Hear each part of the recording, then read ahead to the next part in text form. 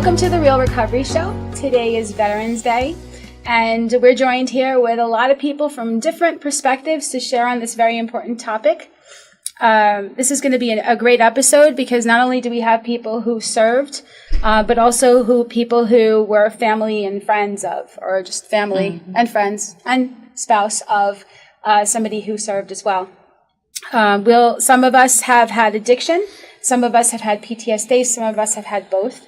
And we'll be sharing about that because the show's about recovery.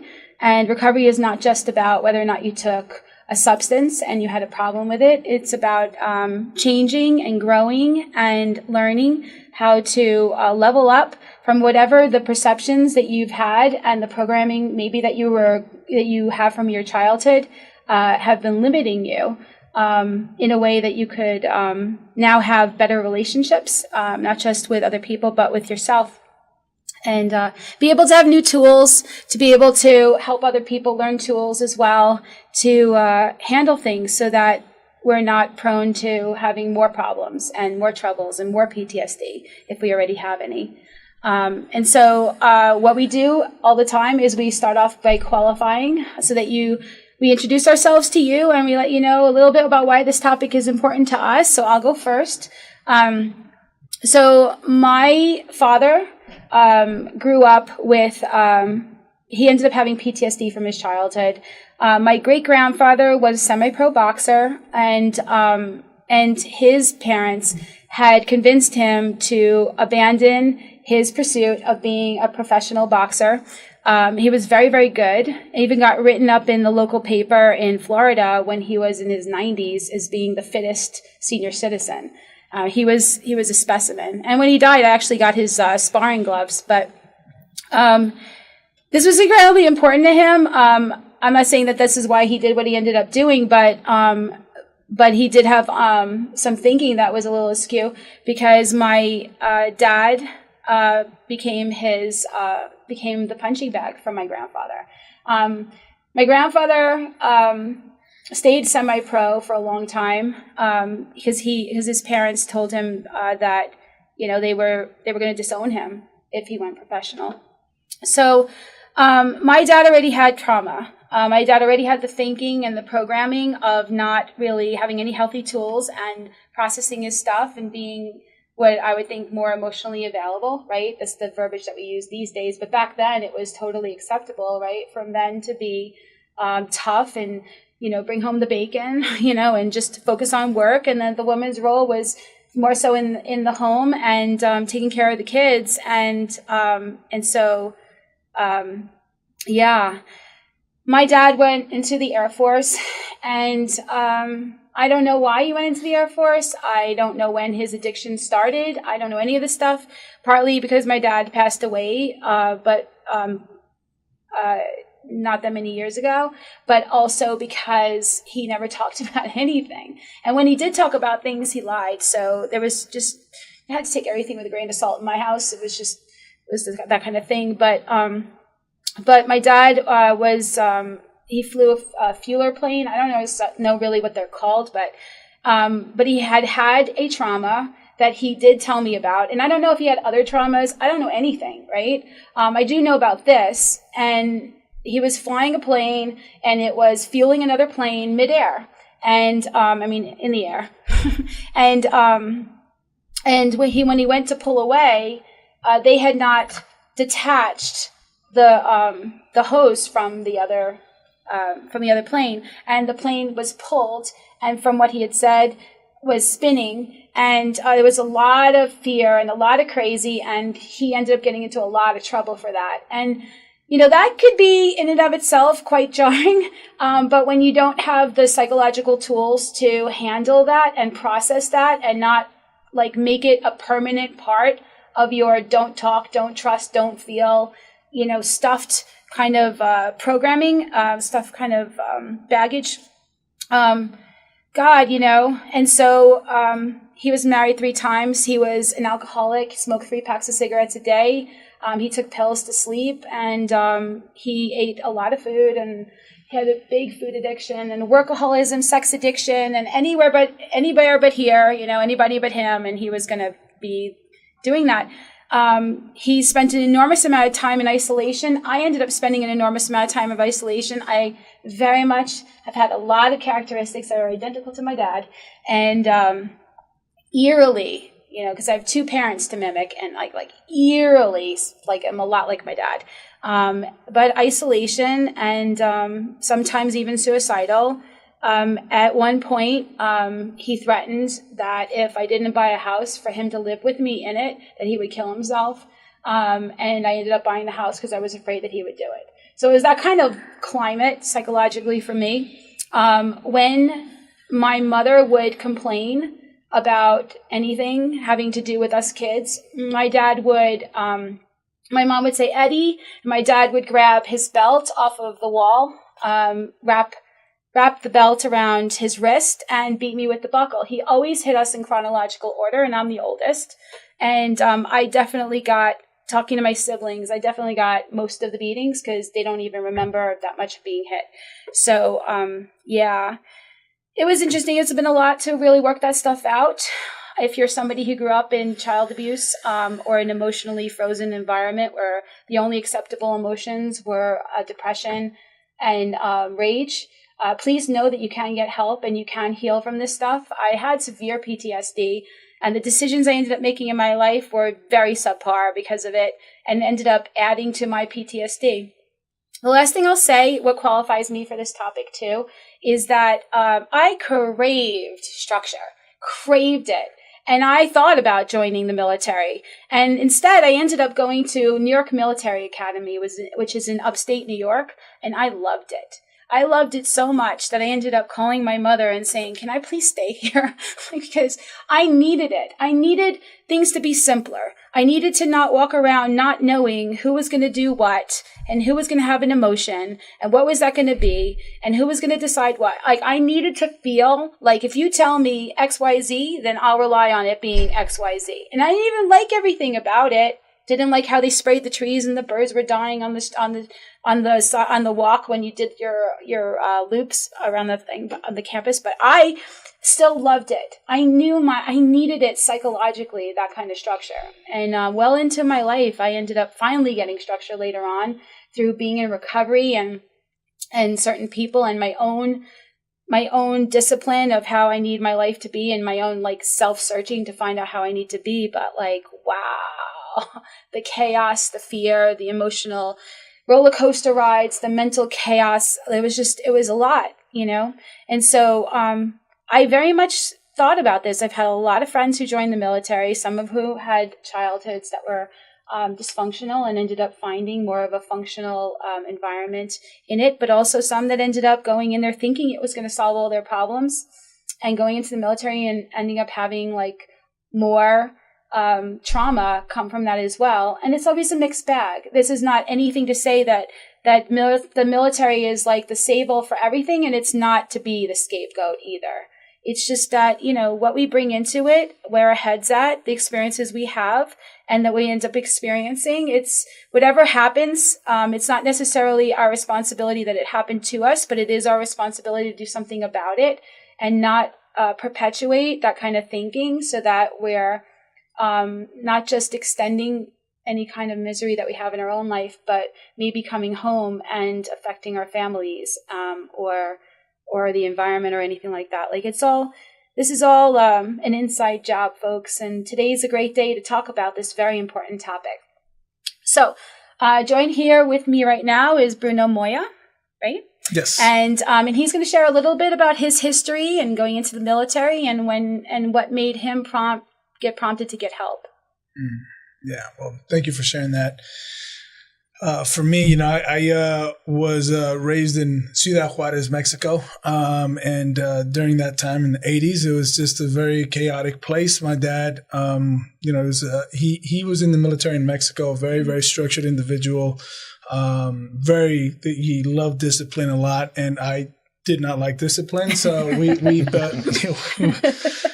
butted heads a lot. And, when we moved to Las Vegas, I was 7 years old, small kid, didn't know how to speak any English, got bullied all the time.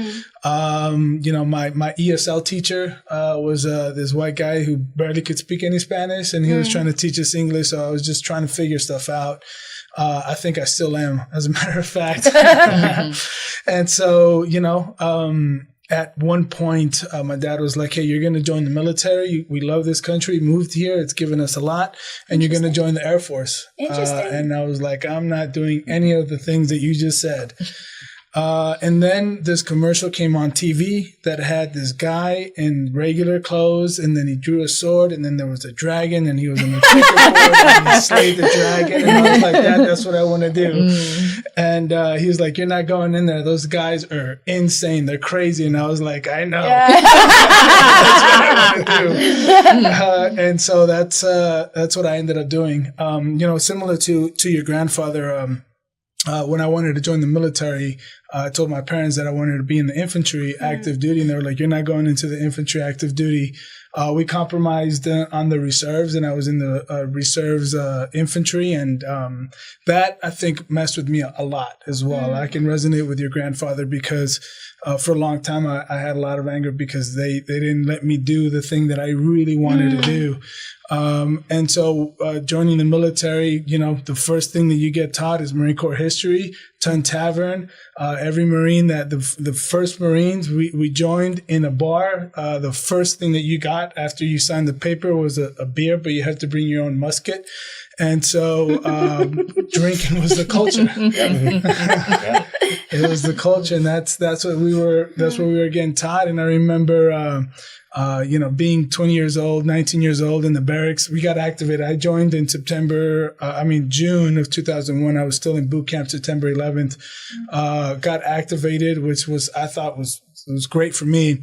In the barracks, all the guys were like, look, you're not 21 yet, so you can't drink, but you're fighting for your country. So if you drink, just don't get caught. Was the type of attitude. And I had already started drinking when I was maybe like 16 years old, just fishing outside of a 7-Eleven, like, hey man, give me some old English or something, and just, it was disgusting, but it was the thing to do when you're a teenager in Vegas. Joined the military, was just drank a lot, in the military, then went to Iraq, came back, finally got out of the Marine Corps in 2008. I did about 8 years total. And that was the transition for me was very rough. It was at the height of the recession. And so I went from being a combat instructor, a platoon sergeant in an infantry unit, to parking cars on the strip. And it was from, structure. I was the platoon sergeant. People looked up to me for leadership to like, hey man, go fetch my car. Yeah. And that was very difficult. Just became very numb, especially after my tour in Iraq. Just saw a lot of fighting and stuff like that. Saw a lot of death. Try to integrate all of that, but I didn't know how. And so eventually one day my wife looked at me and she was like, I think you need help. And I was like, no, I don't need help. And then a couple of friends were like, hey, I think we need help. And so a bunch of us went to the VA and started trying to get help. And it wasn't really until I started going to school where I met Amy's husband a few years after that, where I really got my proverbial stuff together. But it wasn't over until a few years ago where I just really had a very spiritual experience and really got myself clean from a lot of things. And that's where I'm at now. I'm still in school, and I got two girls and a wife still. So very fortunate individual. Yeah. Beautiful. Thank you. Awesome. Yeah. Okay. And Tom McCourt. Hi. I enlisted in 1980. I have the advantage of being a peacetime Marine. I was until the year before I enlisted, I was a tiny kid. I was bullied in school. I was the smartest kid in my class, and then I skipped a grade in Catholic school. So I was the smartest and the tiniest. So I was not really well liked. And so I think that somewhere in my head, my maternal grandfather served in the Marine Corps in World War II. He was on Iwo Jima.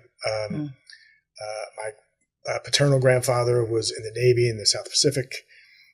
Most of my uncles served in the military, so I kind of thought I would serve. I knew that the military helped people solve problems, and that coupled with being bullied and being tiny. So I didn't just want to be in the military, I wanted to be in the Marine Corps. I didn't just want to be in the Marine Corps, I wanted to be in combat arms. I didn't just want to be combat arms, I wanted to be an infantry rifleman. So I wanted all the fun grunt stuff that you see in the commercials. I wanted to fast rope out of choppers and the dragons. Slay dragons. And Still out there somewhere. Yep. And yesterday was the 247th birthday of the Marine Corps. As Bruno mentioned, we were born in a bar in Philadelphia. The first Marine recruiter was the bartender. First commandant of the Marine Corps was the owner of the bar. Right. And the Marine Corps has never forgotten this. So anything good that happens in the Marine Corps, we drown it. Anything bad that happens in the Marine Corps, we drown it. Yeah. So I got off my period of active duty in the 80s. It was pretty soon after Vietnam. So there weren't a lot of people enlisting. And I got a job on a receiving dock, and I got another job as a customer attitude adjustment counselor in a strip joint. And it was a customer attitude adjustment counselor. Counselor. I was not on the entertainment side. Let's put it that way. And that's awesome. It was a big biker strip joint. Thankfully, before the watered down prostitution of champagne rooms and all that. But I went from the best job in the world, Marine grunt, to the second best job in the world, throwing guys out of a strip joint. Yeah. A little bit later, a lot of the Marines I served with, gone through boot camp with, gone through School of Infantry, and then down at Lejeune, in the first terrorist attack against our country in October of '83, what's known as the Beirut bombing. It was at the time the largest non-nuclear explosion in history, and 242 Marines and sailors died mainly in their sleep. So I knew that I had to process that, so I drank everything I could find for a couple of years. I was wound up in handcuffs a few times because I'd be sitting in a bar somewhere. Some idiot would make fun of the news story about the blown out Marines, and I'd throw them through the window. Thankfully, a lot of Philly cops are veterans, so I didn't wind up with any paper over that. But I wound up, eventually getting back to the idea of wanting to help people. So I started working in the court system, working with victims of domestic violence, worked with children abused and neglected kids in the foster care system. And I think aside from the Beirut bombing, a lot of my initial trauma came from that. I worked in what was called the Emergency Services Unit, where anytime family court is closed, there has to be a venue where victims of domestic violence can petition the court for PFAs, protection from abuse orders. So most of the folks that came in to see us were women with their children in tow. Half the time they were in bloody nightgowns with hospital bracelets on. And they're telling me what just happened to them. And we did the math at one point for a grant we were working on. And I think I was in that position for about 4 years. And I interviewed and helped complete a 14-page petition, somewhere between 28 and 35,000 victims of domestic violence. And again, the coping skills that I learned in the Marine Corps, I drank. I got out of work every night, midnight, 1 a.m., and I didn't so much go to sleep as I did pass out. Left that job and still wound up trying to help people, but not really dealing with things in a healthy, positive way. If you're looking for a short-term solution, say what you will about alcohol. If you want to change the way you feel, it will change the way you feel, right up until it doesn't. For me, at one point, it sort of stopped working. My first interaction, I guess, with recovery, I was still working at the strip joint, and a group of us went out, and it was a Deer Diary night. It was all my favorite vices. It was 3 or 4 bouncers, a couple of bartenders, and about a dozen strippers. So we were very, very popular in any bar we visited. Mm-hmm. And we hit every bar in Center City, which is a lot. And then a few after-hours clubs. And one of the young ladies I was with just kind of had a moment. And she was really upset that she had lost her purse. She had nothing in her purse, probably a little bit of weed was about it. I had her ID. None of us had credit cards. And she told me where she was going. And she said I was welcome to join her. She told me the name of the place, and I thought it was a really funny name for a speakeasy. And it was not a speakeasy. It was a recovery event. And we walked in, and she was already known to the folks at this event. Mm-hmm. So the ladies scooped her up, and I had 2 old men being good cop and bad cop poking me in the chest. And this guy who reeked of Aquavelva and Vitalis hair cream telling me, "You've got to surrender." I said, "Fuck you." He said, "Surrender completely." I said, "Fuck you completely." And this event had coffee, so I walked up and grabbed a cup of coffee. And before that coffee was cold, I was in a bar having the bartender pour Jack Daniels into it, telling him, "You're not going to believe this story."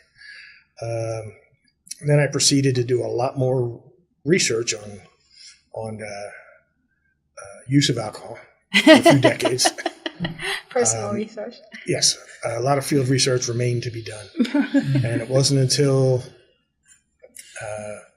about 6 years, 7 months, and just over 2 weeks ago, I had a major life-changing experience that I knew I knew one of 2 things was going to happen. I was going to murder someone, and I don't mean that in a figurative sense, or I had to change a lot. So I chose to change a lot. I loaded up a sea bag. An old buddy of mine, a Marine artillery officer, was living here in Vegas with his family.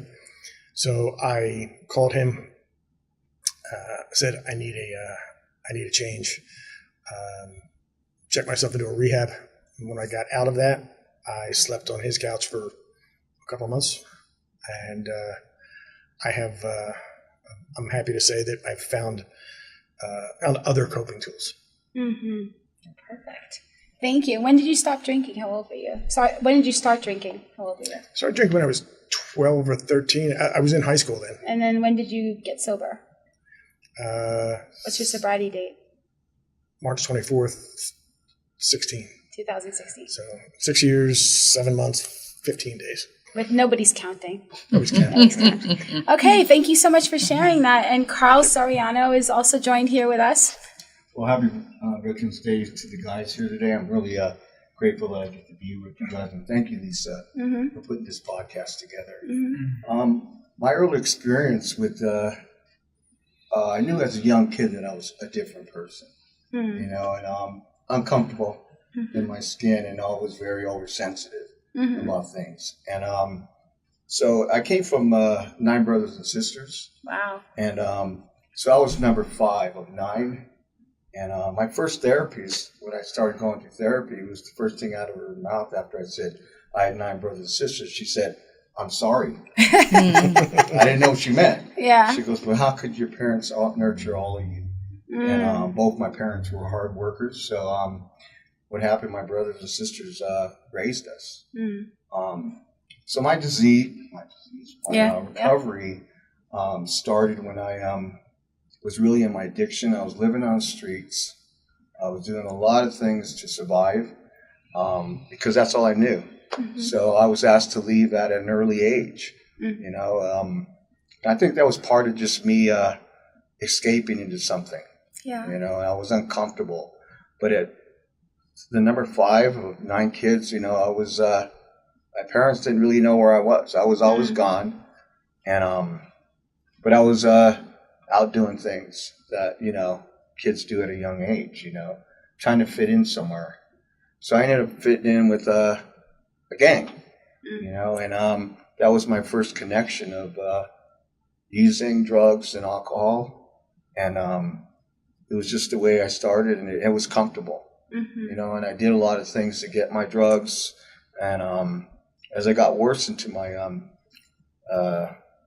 addiction, it was just got worse and worse and worse until living on the streets, surviving on the streets, and doing anything to get my drugs and alcohol. So I lived on the streets for many years, and how old were you in that time period? I was 15. Okay. I was being asked to leave. My brothers and sisters, and that was just part of, I felt that I had to, go out and find myself, and through the drugs and alcohol that I did, it was an easy thing to deal with at the time, and so survival mode came in, living on the streets. But my experience when I first, and the reason why I went into the military, because I got really so bad in my addiction that I was going to work short sleeve shirts, and I was shooting up, at the time it was cocaine, and I was pretty much gone because I was going to work with short sleeves, and having all the marks on my arms, and my friend would tell me, are you okay? Everything was fine, I thought. And he goes, but dude, what's going on with your arms? At that point, I was gone. I had no clue what I was doing or how I was acting. And what we called today, and I covered in recovery, I had a moment of clarity, which I know today was a moment of clarity and also a very good spiritual experience. I had that little moment of clarity, and it said, you can go and get help or stay and die. And today I look at that as a miracle, because I took that. I don't know where I was. It was just a moment of you got to get out of here. So military was my option. Coming from being poor, college wasn't an option for me. And knowing that the military would be my, at the time I didn't know. I just knew I had to get out of my circumstances. And so I look today at, really my recovery started, with somebody telling me that, what's going on, bud. And I literally had to look down at my arms. He said, but dude, if you're going to do it, at least put on a jacket or something. But at that point I was gone already. And so that moment of clarity got me to the military. I was sent to South Carolina. And what did you join? Which part of the military? I joined in military? 84, the Army. The Army. In 1984. And it was a different Army then, too. I mean, back then in the 80s, they could still discipline you in ways that they don't today. And all I remember was it was much a different Army compared to what it was today. And it was much stricter, and I'm grateful for that. Because my survival that I learned in the military, I had to come out in the world and take those same traits and live. And I'm so grateful that I was able to this experience of recovery and my spiritual evolution of who I am as a person today. And looking back at almost, I'll say I have 14 years in recovery, January 7th of next year. I just believe that, that was supposed to be that for me. I mean, it was like, was I going to die? And then 14 years later and through my recovery, that I'm here alive and sitting in a podcast of recovery. And I get to share my experiences with my brothers in recovery and the military guys that I'm really proud of you guys that you get to do this. And we're here sitting today. And at least it's given the opportunity and a forum that we can relate to other veterans that are still suffering. I'm grateful. It's been the best thing for me. I get to show up where I used to not show up. And I get to meet other guys that I get to know that are in recovery. And, prior to this, podcast as we started, there was a lot of laughing. There was a lot of it was just a good feeling. I'm glad to be here. And just my life today. It has been a shift for me. I'm grateful for the recovery program that, I had to believe today that, it was because of factors that, my higher power, whatever I want to call them, gave me the opportunity to survive and live. Beautiful. I'm supposed to be here celebrating Veterans Day with my brothers. And life is it's been an incredible journey for me. And I'm really proud to be an American soldier, and that I'll do it again. But the only reason why I'm here is because of recovery. Perfect. Well, thank you guys for your service. And right now we're going to take a break. The opinions expressed here are strictly those of the people who gave them and do not represent any 12-step program or should replace your own intuition or professional medical advice. See you in a bit.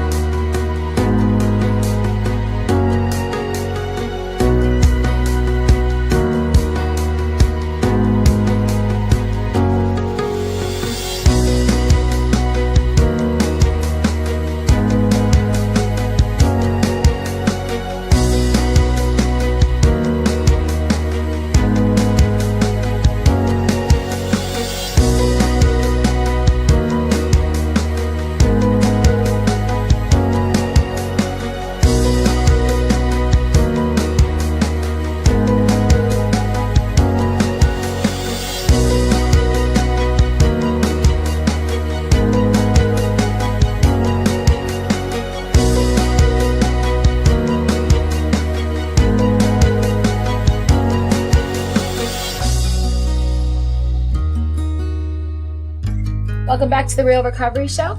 Remember that you can watch us on Facebook, YouTube, and on Amazon Fire TV. You can listen to us on the PHLV Radio app, or you can get our podcast on Apple Podcasts, Spotify, and iHeart Radio. And if you just want something, you can always you can go to the meeting space and go to the Real Recovery Show, and you can click on that, and all of our episodes are posted. All of our episodes are every Friday at noon aired, and then they're all up there after that. And please definitely share with other people. And if you feel like a good topic or you want to be on an upcoming show, you can click on the intake form and fill it out so that we can see what you're into, what you're interested in, and maybe have you on a future episode. So anyway, we're going to continue our conversation for today's Veterans Day. Super excited to do all this. It's really great to hear people's personal experience and hope. And now we're going to talk about it from the other perspective. We're going to talk about it from the perspective of having grown up in it and ending up with being a spouse of somebody who's in the military, and what kind of thinking and how it affects somebody going through that experience as well. I shared a little bit already, so now I'm going to give it to my friend Amy Frost, right? And she's going to share up for herself. Thank you. I'm so honored to be here. Oh, I'm glad you're here. And this is my family, and so the military for me, I was born on an Air Force base, so I started pretty young, and I grew up in it. My uncle was a Navy pilot, and he died in a training mission. And so I have a picture of him holding me, and everybody's saying how great he was, but I didn't know him, so I didn't get to have that experience of growing up with him. My dad was a B-52 navigator. Your dad might have been one of those refueling missions with him. Interesting. It is. And my dad was fun, and, he played jokes all the time, and he just was an amazing man before Vietnam. And then after Vietnam, he was quiet and reserved and snapped, and it's with my mom, there was 5 kids. I was the oldest, and so I was the one that took care of everybody. And my mother really very verbally abusive, and I think it was because she was raising these kids by herself. My dad was either deployed or on alert, or he was gone, and so I didn't feel protected by him. And I was left alone, and then I had to protect my sisters. And my mom, they called it diet pills, but they were amphetamines. And so I had to protect, and make sure. And our family code was, and especially a lot of it in the military, is you got to protect your dad's career. And so it was like we had this pretty picture of these 5 girls and mom and dad, but it was rusted, but we kept painting it over. And I'm sure my parents were alcoholics, but nobody talked about that. Right. You just dealt with that. And I married into the Army. I thought, how different can that be than the Air Force? It is. Yes. But not better or worse. Different. Just different. And my husband, his dad was a Marine. And so he had trauma. And he went to a military academy. And I loved him, and I couldn't get to him. I couldn't, and there was stuff he didn't talk about, but there was crazy stuff going on. And he died in Desert Storm. And The first Desert Storm. Right. And for me, it had so much guilt with my work was more important, my career, everything was more important because I had time, right? I figured I had time. And so that's a large part of why I do the work on the planet that I do now, is because I don't want other people to have to go through that. Mm-hmm. And you and I have talked about, they call it secondary post-traumatic stress. Mm-hmm. I get the concept, but it doesn't feel secondary to me. Yeah. And trying to deal with it. It's trauma. Yeah. So I had that trauma from childhood, plus, that on top of it and dealing with that. And I had a few awakenings along the way. For me, it was control food. Don't eat. Control. Making sure everybody's okay. Everybody, all the time. Everybody's okay. And if I just do one more thing, everybody will be safe. I'll be safe. Mm-hmm. And so those were the things for me. I kept burning out counselors, trying to make sense out of this. My husband said it was real. Oh my God, what's going on here? Because I had everything figured out till then. And then I ended up getting a master's in spiritual psychology because I kept burning out counselors. They couldn't handle me. They didn't know what to do with me. So that was an awakening, and I really feel like my recovery really started after that. And you were a big part of my recovery. I hope you know that. You handed me a book. Yeah. And you said, you might want to read this. Yeah. And I was like, oh, yeah.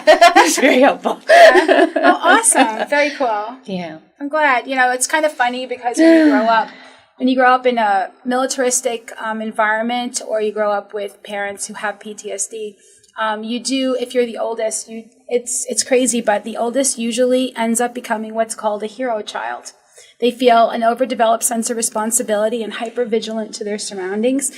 And it's quite interesting, the amount of intensity and responsibility that really isn't supposed to be on a child. And sometimes it is given by the people who are not able to really stand up and be their role in the family. The child ends up becoming the therapist. The child ends up becoming so insecure that they need other people to be okay, for them to be okay. Mm-hmm. And so listening to your story, I so see, the pattern. Once you know how the mind works and how this happens and how the dysfunction ends up leading to more dysfunction, the codependency that we end up developing in an environment where people are not able to show up necessarily, the way we compensate and overcompensate, we learn these tools and it becomes normal to us, right? And so we'll end up getting into relationship after relationship after relationship where we're perfectly suited. It's kind of like what you were saying, Carl, like you learned how to be a survivor, right? And so you'll be in situations where you get to be a survivor, and like when you're codependent, it's like the codependency in you, like literally there'll be a room full of people, right? And maybe 85% of them are healthy, right? The codependent is bored by those people. And so the codependent will be like, do. Oh, what's the matter? Why is that person not okay?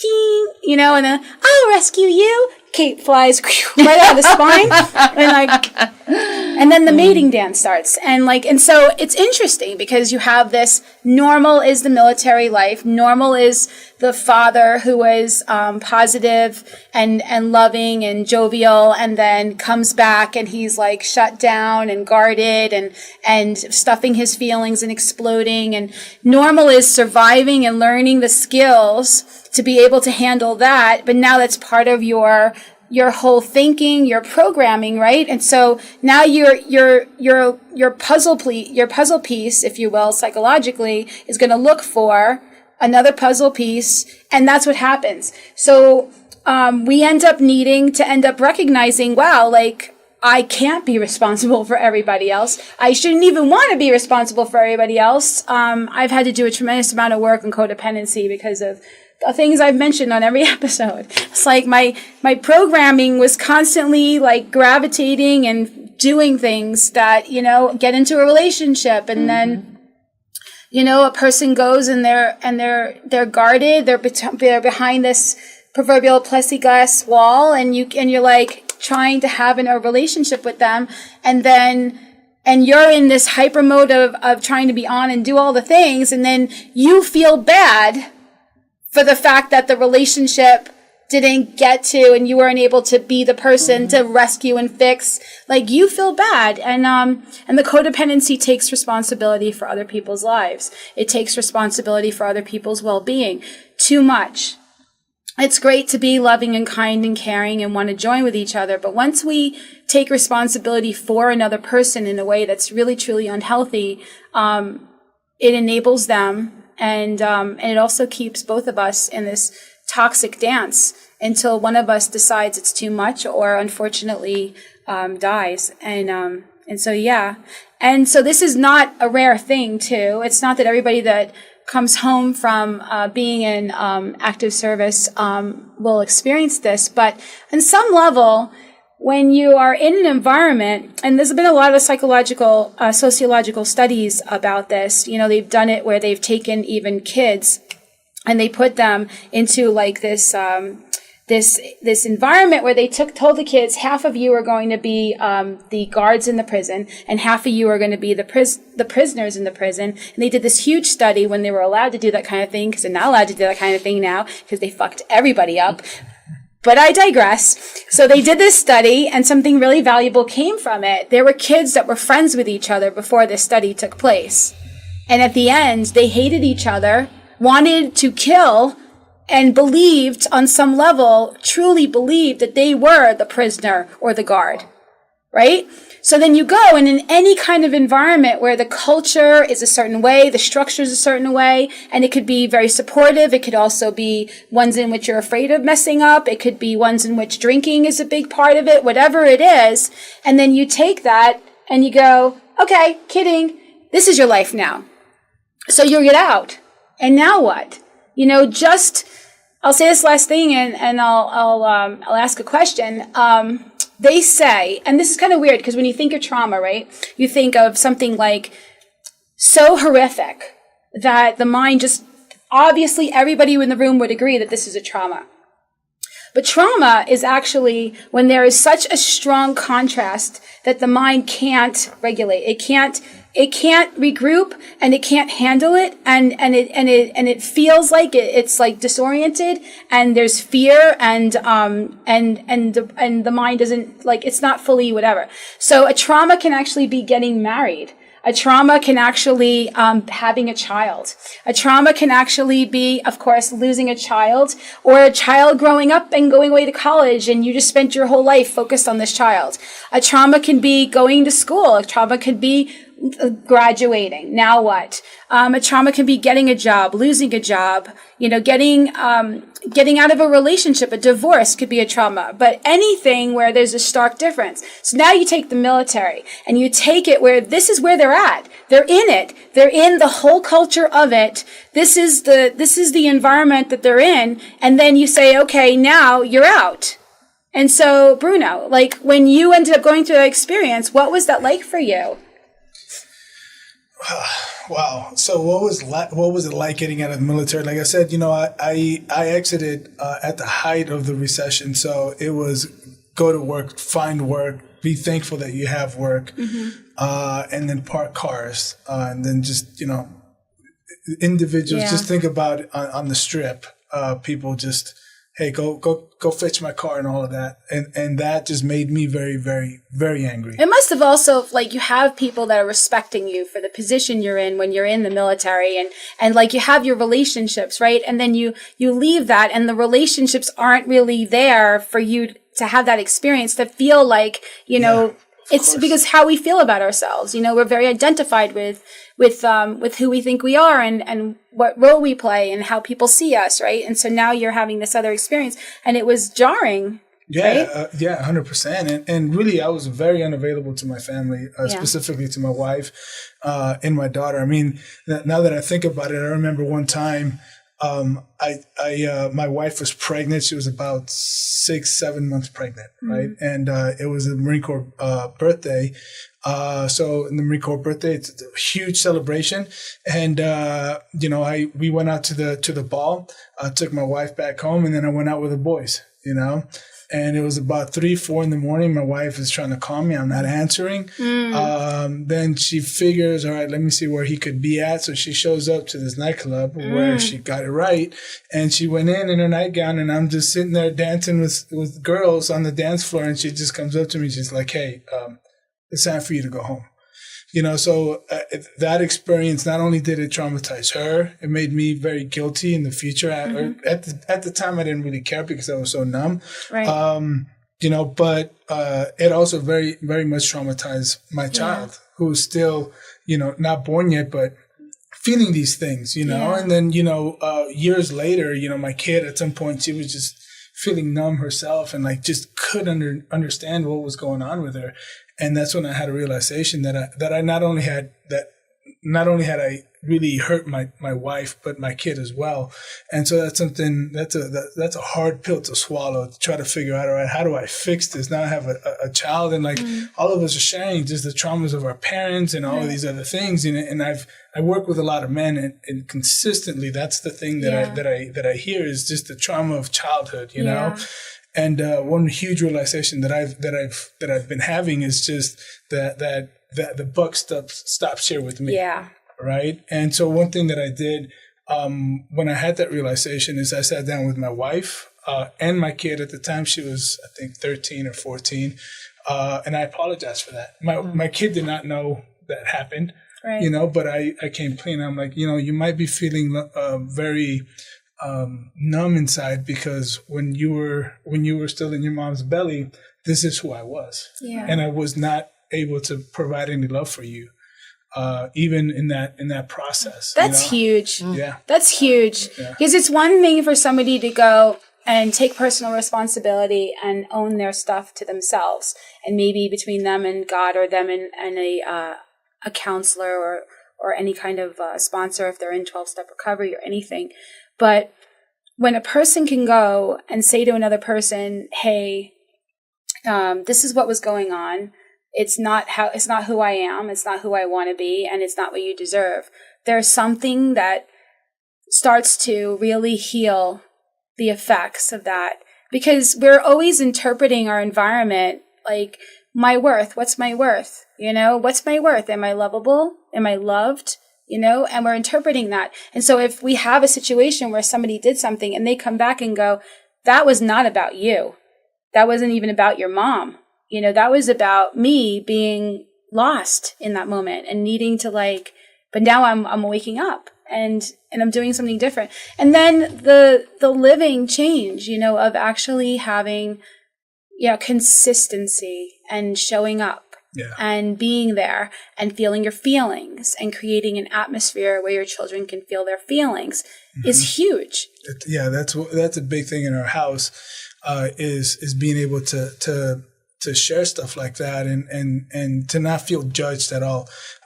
There was this an army friend of mine who's a Lakota, and he shared this saying that his brother, who was a spiritual leader in the Lakota tribe, shared, which I think was very, very powerful. He said that warriors are not being a warrior is not about learning how to kill. Being a warrior is not about learning how to protect.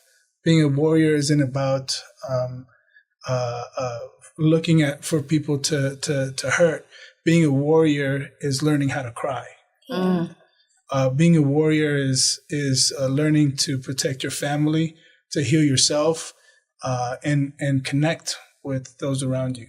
Absolutely, because if you think about it, if the warrior was just about protecting the family from somebody outside of something, but then the people in the family don't feel safe with you, right? Then it's about being a warrior. Then is about, being strong enough, or we all are strong enough, believe it or not, whether you believe it, that you have the strength or not. You only know when you have the strength when you use it. And so you could think you don't, but if you start to do the thing, you'll find that it's there. And so when you can be strong enough to feel your feelings, and when you can be strong enough to admit you're wrong, and I used to hate being wrong because I was so afraid that nobody would ever respect me if they knew I was wrong that often. And I was wrong often. I'm not wrong often anymore, but I was, but I saw the value in being wrong, because you can't change anything. You can't heal. There's no humility, and people are always like, there's no room for them to be wrong too. Everybody's always trying to be right all the time, but nobody's happy. Everybody's always guarded. Guarded people teach people to be guarded, and so, yeah. So when you guys got out, what was your experience? My experience was that I picked up where I left off, but I was drinking? Drinking and using. Okay. So I was not functional in even being out in the real world, as we call it. What are we going to do now that we're in the real world? We had everything taken care of. All we had to do is show up, be present. Interesting. And for the moment of training, it was that we just had to be there. But, when I got out, I was able to, I was a great employee at the time. I was able to show up at work. I was always very militant. Everything was military. And I carried that off when I became a civilian, which was good in a lot of parts. But, my addiction and really took a hold of me. And I went back to the old way of living, because I got out of the military. It was like, so what do I do now? I did some contract work before I got off. So I was in the Middle East for a short time. I was actually there and on my way back 2 weeks out of 9/11. And so that stopped us from going back. The people are working for, we're not, now that we know there's some inside, Saudis that I was in Riyadh at the time, Saudi Arabia, and they were saying we should hold off on going back now that we're figuring out a lot of the guys that were, in the planes were Saudis. There was a big percentage of them. So, I was able to get through that. It was a good thing for me. I came back. I got a job with Northrop Grumman. I worked with I was working on, they call it the Black World because they were working on the stealth bomber at the time. I had a secret clearance, so I was able to get in really easy because my secret clearance, allowed me, it was for 10 years and I still had it. And to my understanding, a civilian secret clearance, it was about $10,000. So I was able to get in there. So I had opportunities because of my military background, but it was my disease of my addictions. It was my addiction and PTSD and all my circumstances, which I went back to, and when did you get, and what prompted you to get sober? Well, it's a great story. I had 2008. I was here also, but I went back to Los Angeles because of the recession, and I went back there and I found a job that was in Culver City at the time. And ended up my supervisor was in recovery. Oh, interesting. And so he knew something was happening. And one day he says, Carl's coming in hungover, showing up late. So the shift happened where everything from my military experience of showing up and just being, on. Right. I started, not showing up for work and stuff like that. But he was a good guy. I knew there was something, and he introduced me to recovery. He gave me this pamphlet, and I didn't get it, what he was talking about, but he says, there's something going on. Yeah. He didn't say that I had it, but he suggested it with this pamphlet. It's a very delicate subject. Right. Especially I'm sure, with people like military, ex-military. So I just want to tell you that there may be a problem going on here, but here's a pamphlet. I'm going to walk away now. I went with this suggestion. It was in Venice Beach. And I walked in and I just said, these are not my people. I'm not like these people. I'm not as bad. Yeah. And so that was my journey. Yeah. How I got it was just see how that works, and the connection with other people, knowing that there's something going on and he could maybe be just like me. So that was my first experience with that. And then you've been sober again how long? It was 2009 that I got sober, so it'll be 14 years, January 7th. So do you feel, though, and this is a really good subject, so the whole mindset in the military of, you could party and you could drink and you could do stuff as long as you get your job done. And it doesn't really cater to anybody, needing or being vulnerable or like really getting in touch with their feelings. And I assume, correct? Like, did you guys have these powwows where you guys passed around tissue boxes ever? Like, did you ever have it where you felt like you could connect in the military and really like go deep and talk about anything? Or was it all just, really, I'm sure it wasn't a mixed bag, right? Like, did you ever have people that you connected with that you felt in the military that you could talk to? Or was it just really just more of a camaraderie for mission of what you're focused on and being there and the structure and everybody having each other's back, but people not needing and being vulnerable and feeling feelings and stuff like that? Was that? It's strange. Yeah, I think that there's an old Native American saying, the strength of the wolf is in the pack. The strength of the pack is in the wolf. I like that. The men and women in the military don't fight for the flag. They don't fight for baseball. They don't fight for apple pie. They fight for the people on either side of them. Yeah. And the biggest thing that you never, ever want to do, and you can screw up a lot of things. You can forget to detach from the aircraft you're refueling. Yeah. That's a bad thing. That's a thing. Yeah. You can blow up things before they're supposed to be blown up. That's a thing. Yeah. You don't ever want to let the team down. And I remember going to pet shops to buy antibiotics that are supposed to be for dogs because somebody might have gotten an infection from a tattoo. If you go to the corpsman, then the corpsman puts you on medical status. And if the unit goes somewhere, you're not deployable. So that's a good point. You don't really, you want to show that you're totally capable of being everything that anybody needs to rely on when you're in the military. You don't want to show that you're weak or that there's something going on. Like, this is just, negative connotations, but you want, like, never let them see you sweat kind of a thing. Like, you want people to be able to feel that they could rely on you, and they don't want to be worried. So-and-so is having a feeling. Am I going to be able to count on him when the fecal matter hits the oscillating device, right? So now people who have PTSD or addictions that maybe grew and was on steroids in the military or whatever it is, frozen feelings, whatever, and they come out and they're in the world, in society, right? Because it's all the world, but they're in society and they're integrating, and people sometimes can know that they possibly need help, but the thinking keeps saying, no, you shouldn't.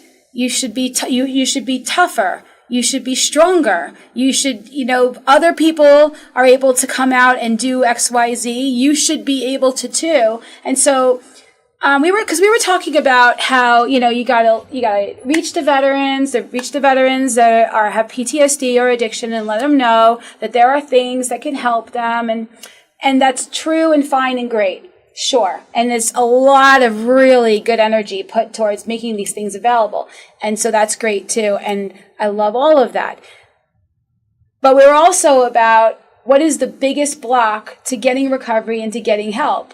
Here it is. And so if I think I shouldn't need help, if I think I should be tough and man up, and because women can man up too, and if I think if I have to have that kind of belief and I have to feel like that's of value out now in the world, what has to happen for somebody to have that shift, right?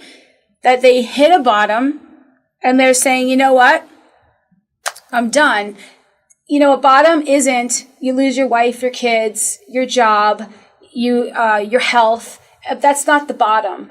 You don't even have to lose any of that stuff to hit a bottom. The bottom is this tipping point where what you've been tolerating is just become intolerable, where your life has just become intolerable to you. It could have been intolerable to your wife. It could have been intolerable to your kids, your husband. It could have been intolerable to your employer. It could have been intolerable to anybody else, but until it's intolerable to you, until you have a moment where you said in your spiritual shift, the buck stops here. What do I really want? Is this the life I really want? Something's not going to change. Because we could tell you all the things you could do, right, to go get help. And there are some really great things. There's a Veterans Alcoholics Anonymous meeting over at the meeting space every Saturday at 10:00 or 10 a.m. if you're me. And it's really, really great for anybody struggling. There's Adult Children of Alcoholics and Dysfunctional Families meeting, which is a great 12-step program for people who grew up with trauma or dysfunction or militaristic parents. There's also a program, for Al-Anon, program Nar-Anon, and these are programs for people in codependency, Codependency Anonymous. And these are programs to help you change your perception, change all this. We have Emotions Anonymous for dealing with PTSD. And then there's tons of different types of therapy that you can get as well. We did an episode on brain spotting, which is excellent for people with severe PTSD or even just moderate levels of PTSD.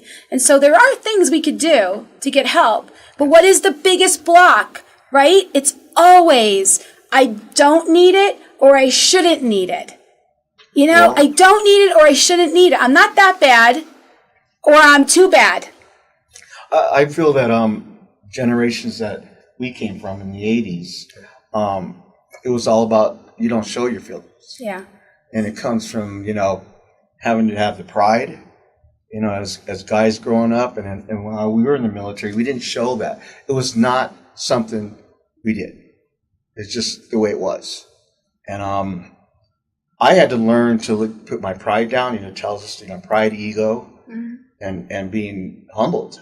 Yeah. And all those things I had to do and let go and say, I'm either going to save my life or continue to have all these issues that I'm not going to show my feelings. And if you didn't do that, I'm dead. Because of the old way and through the work in this, the work that I did in recovery has helped me to have that freedom. I don't have to be this guy that's going to be, I have to show myself as being something tougher than I today can talk about that stuff through the work that I've done. And it's given me a lot of freedom to be just the person I am today. But it takes that because we come from an era, of having to be this set person. This is what a military guy should be. Put your head up, your chest out, and just keep moving. That's how we did it in the military, and if that's what the case was, that we just keep pushing. We were pushed to the limits in a lot of stuff that we did.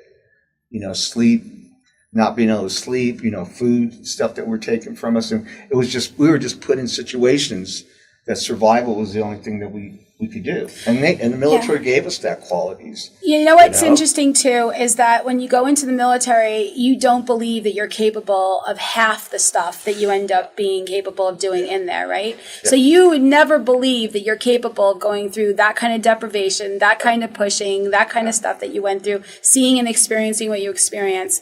So person before you, former you, doesn't believe that military you could have actually accomplished that until military you becomes a reality. And so then take that thinking. And if you have a problem, recognize that current you may not believe that you can heal whatever it is you need to heal. But there's a future version of you that will be sitting in a chair like this that'll be like, wow, look what I've healed, because I was willing to take that chance.